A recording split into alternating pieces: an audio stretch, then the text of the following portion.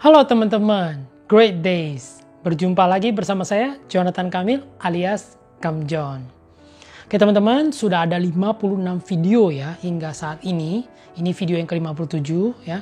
Bagi teman-teman yang baru join, ya, yang baru mengenal channel Kam John Mastermind, klik dulu tombol subscribe-nya, tombol loncengnya, supaya terus terupdate dengan video-video terbarunya. Oke ya teman-teman, bisa cek di playlist ya, video-videonya bisa ditonton satu persatu apabila ada yang belum ditonton. Oke, sangat bermanfaat, videonya singkat-singkat ya, singkat-singkat dan bermanfaat. Oke, di video 57 kali ini kita akan membahas tentang opportunity, chance, peluang, kesempatan. Nah, oke ya. Nah, teman-teman, kita dihadapkan dengan pilihan setiap harinya, benar nggak? Ya, hidup kita hari ini, ya, hidup teman-teman apa adanya hari ini, itu dibentuk dari pilihan demi pilihan yang teman-teman ambil. Bahkan sampai hal-hal terkecil sekalipun. Contoh, lagi main game nih kita ya, main game nih di handphone, ataupun lagi baca buku. Terus tiba-tiba berasa haus teman-teman. Ya.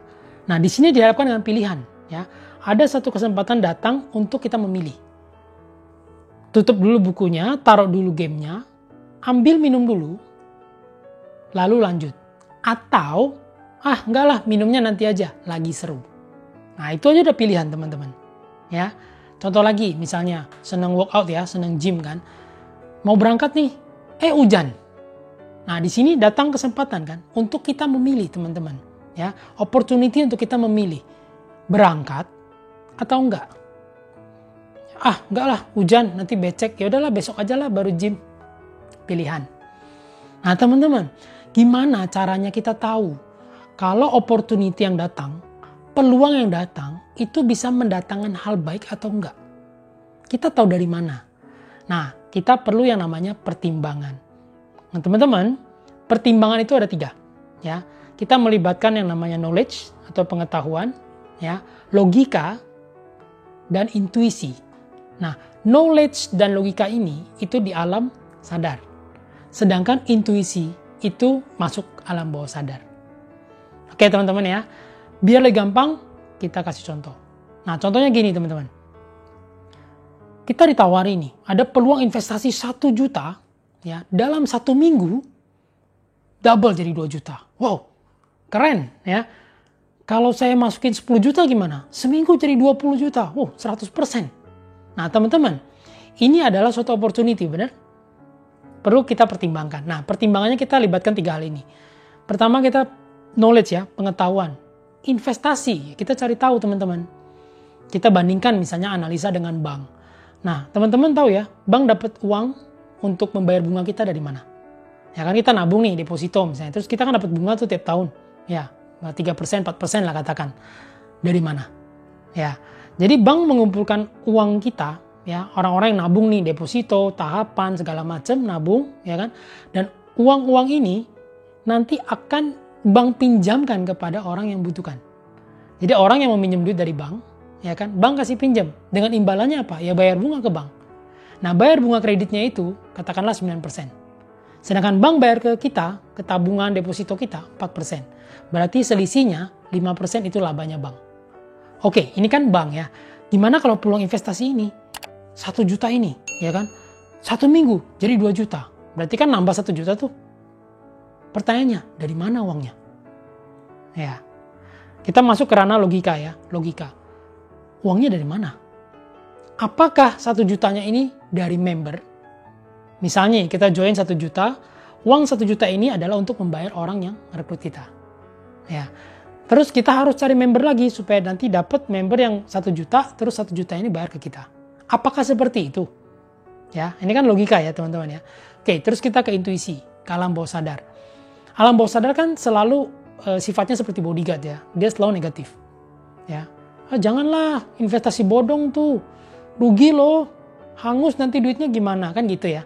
Nah, dari semuanya itu kita dengarkan suara hati kita. Alam bawah sadar ini berbicaranya apa? Kan negatif-negatif tuh teman-teman.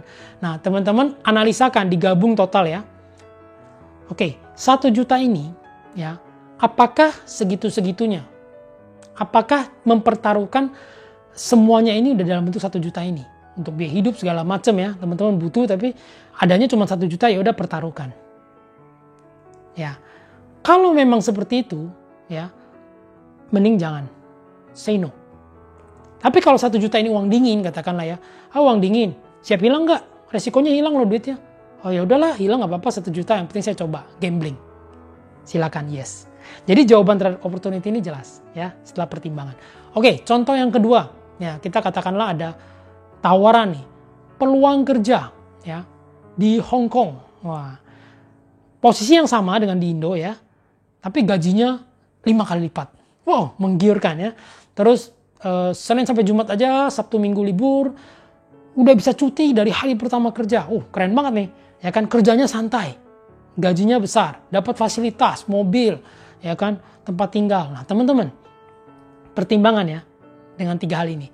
Knowledge, pengetahuan. Kita cari tahu dulu dong, teman-teman. Ya. Ada nggak teman kita atau saudara kita atau keluarga kita yang tinggal di Hong Kong? Kita boleh tanya-tanya. Ya, ataupun ada teman kita ya kan, tetangga yang pernah ke Hong Kong kerja dan pulang lagi gitu kan. Nah, kita boleh tanya dia, gimana sih kondisi di sana? Atau kita bisa cari di Google ya, kita cari tahu Hong Kong itu biaya hidupnya berapa kali lipatnya Indonesia sih? Ya kan? Oh, ternyata setelah dicari tahu cuma 2 kali lipat. Ya kan? Biaya hidupnya 2 kali lipat Indonesia. Berarti kalau untuk gaji ya mungkin 2 kali lipat sampai mentok 3 kali lipat lah, ya kan? Lah ini kok sampai 5 kali lipat? Kok keren? Ya. Nah, oke ya, terus kita masuk ke logika, teman-teman. Logika ya, gaji dan pekerjaan berbanding lurus. Ya, semakin besar gaji yang teman-teman terima, kerjaan pasti makin berat. Ya, gaji loh ya ini ya, bukan semakin besar gaji semakin santai gitu kan? Nggak ada, ya, selalu berbanding lurus. Nah, ini apa nih? Ya kan? Kok aneh? Kalau memang semenggiurkan itu, kenapa nggak cari orang lokal? Kenapa nggak cari orang Hongkongnya? Kenapa orang Hongkongnya nggak mau? Kenapa harus cari ke Indonesia? Ya, itu logika. Kita masuk ke alam bawah sadar ya, intuisi. Nah, terus mikirnya gini kan, selalu negatif ya. Janganlah nanti di sana dijadiin budak, ya kan? Atau kalau wanita, wah dijadikan pekerja yang aneh-aneh gitu kan? Ataupun nanti diculik, perdagangan anak, perdagangan manusia, wah kok ngeri gitu kan? Nah, kita balik lagi ya, kita gabung semuanya, kita analisa. Oke, siap nggak kalau memang kita pergi ke sana? Akhirnya nanti paspor kita ditahan, ya kan? Kita nggak bisa kabur. Akhirnya harus kerja di sana, terpaksa mengikuti kemauan mereka. Siap nggak? Ya. Apakah pada saat kita ditahan, kita punya kemampuan bela diri, misalnya pas dikurung gitu ya, terus kita bisa mengalahkan musuh-musuhnya, kita ambil paspor kita, terus kita pulang lagi ke Indo gitu ya. Tapi itu juga dengan menghabiskan waktu kita, energi kita, ya kan, dan juga uang kita untuk berangkat ke sana. Siap nggak? Kalau siap dengan semua itu, yes, jawabannya. Tapi kalau tidak siap dengan semua itu, ya mending say no. Kebayang ya teman-teman ya. Jadi pertimbangan itu menggunakan 3 hal ini. Oke, kita lihat contoh yang di video 56 ya tentang action. Kan ada 2 kasus yang saya bahas ya. Nah, ini juga bisa menggunakan 3 hal ini teman-teman. Ya, yang kasus kue merek A itu, ya kan? Kita ditelepon sama teman kan untuk ketemuan. Nah, pertimbangannya apa? Dari sisi pengetahuan, oke lah kita tahu dia kan teman kita ya, udah nggak usah cari tahu lagi. Terus yang keduanya logika. Ketemu dia dapat apa? Ya, oke, ketemu dia mempererat hubungan kita sebagai pertemanan. Oke, nanti kalau saya ke kota dia, main ke kota dia, ya kan, dia juga akan menjamu saya. Oke, terus masuk ke intuisi alam bawah sadar. Alam bawah sadar kan zona nyaman ya. Ya, maksud zona nyaman. Ngapain lah, nggak usah lah, mager aja di kamar gitu kan. Nah, digabungkan semuanya teman-teman. Berapa jam sih ketemu dia, ya kan, ketemu si teman ini. Dia tuh udah mau berangkat lagi, pulang lagi ke kotanya, ya kan. Berarti kan ketemu paling juga sejam. Habis ketemu, pulang mager lagi kan bisa. Jawabannya yes.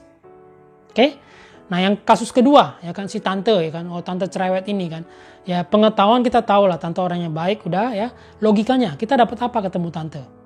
Oh mana tahu dia bisa menawarkan bisnis, mana tahu hubungan kita makin baik. Ya kan, nah turun ke alam bawah sadar, tapi kan tantenya cerewet gitu loh, udahlah males banget gitu kan. Nah kita analisa total ya teman-teman. Oke, bisa nggak kita ubah si tante? Pada saat nanti kita ketemu, tantenya mau ngomong yang ya balik lagi ke masa lalu, jalan-jalan ke Eropa, jadi model, langsung kita bilang, tante udah cukup, ceritanya udah cukup, saya udah tahu, bisa nggak ganti cerita yang lain? Nah ada kemungkinan itu kan ya. Bisa kan kita bilang kayak gitu ya? Oke, berarti jawabannya yes, berangkat. Oke ya, teman-teman ya. Jadi menggunakan 3 hal ini ya, kita bisa mempertimbangkan apapun opportunity ataupun kesempatan yang mampir dalam hidup kita. Oke, kesimpulannya teman-teman. Kesimpulannya ya, tidak semua opportunity ataupun peluang kesempatan yang mampir di hidup kita adalah jalur dari visualisasi. Ya, tidak semua. Ada, tapi tidak semua. Nah, gimana caranya kita bisa memilah-milah ini dengan cara pertimbangan menggunakan 3 hal tadi, yaitu menggabungkan antara alam sadar dan alam bawah sadar. Oke ya? Jelas? Oke? Sekian dulu video kali ini teman-teman. Sampai jumpa di video berikutnya yang selalu tidak kalah serunya.